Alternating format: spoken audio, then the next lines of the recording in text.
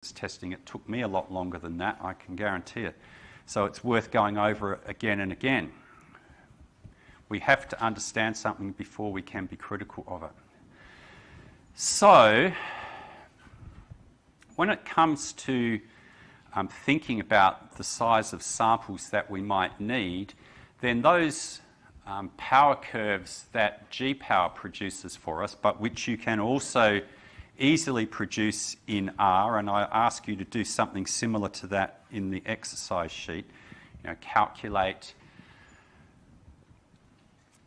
power for a range of effect sizes and sample sizes, and then think about what you're going to do. So,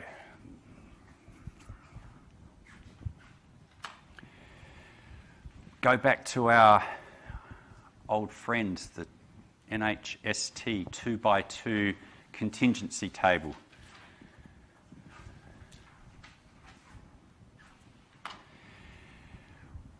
When this was proposed originally, it wasn't designed to help us think about scientific research. It was proposed in the context of industrial quality control. So when we adopt this framework for drawing scientific conclusions,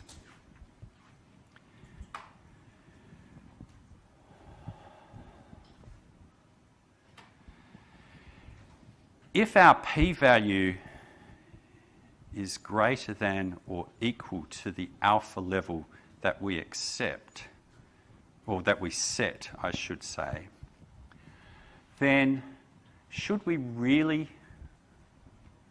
be accepting the null hypothesis? I say no.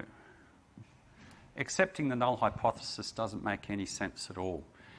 If you conduct a study and your p-value is greater than the arbitrary alpha that you've set, then you can't draw any conclusion. And if you can't draw any conclusion, you can't be correct and you can't make a type 2 error. If you confront that situation, then there's more work to be done, basically. You've got an effect size estimate. Take that and think about where to go next with it. Don't be drawing conclusions on the basis of a p-value that's greater than or equal to whatever alpha that you set.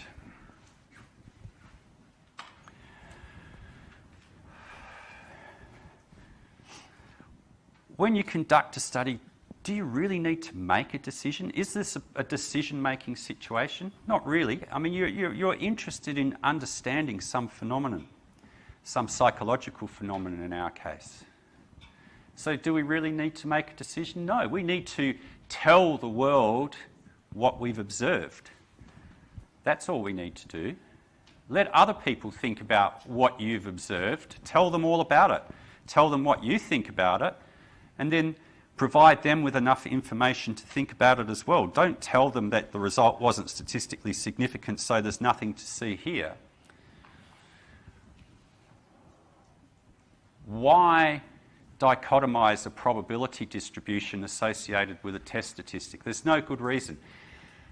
Something else that some of your supervisors might be comfortable with, but which I think you shouldn't be, is using things like p less than 0.05, p greater than 0.05, ns for not significant.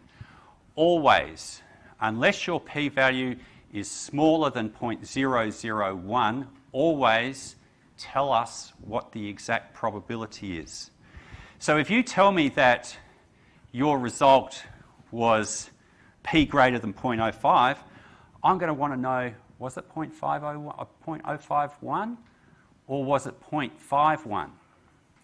Because I'm going to think about your result differently depending on whether the p-value was very close to 0.05 or a long, long way away from it. So tell me what the exact p-value is. I mean, I'll be able to work it out anyway, but you should always tell us the exact p-value unless it's very small. I've already answered what I think the next question. Do we behave illogically when we follow null hypothesis significance testing and the p-value is greater than our alpha? Well, a lot of people do. And there's a nice little paper that was only published a week or so back in Nature that I've put on my uni that you could have a look at on this topic. Are once-tailed statistical tests illogical? Well, everything I've said to you today says yes, they are. Because reporting a one-tailed p-value changes zip, except my opinion of your research. Because you're kidding yourself.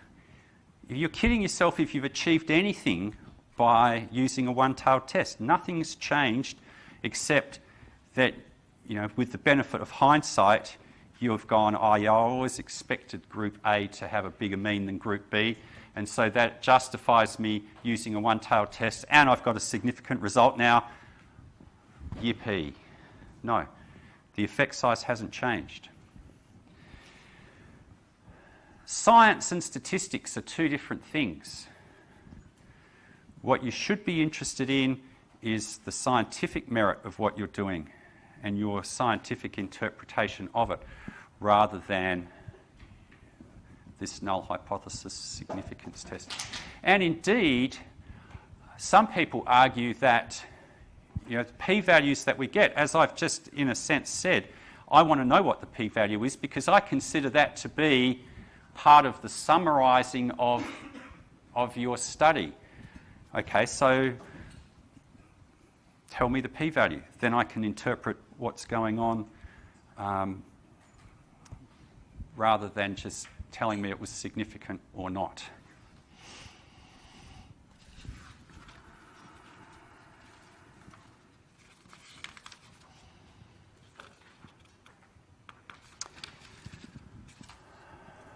That's it.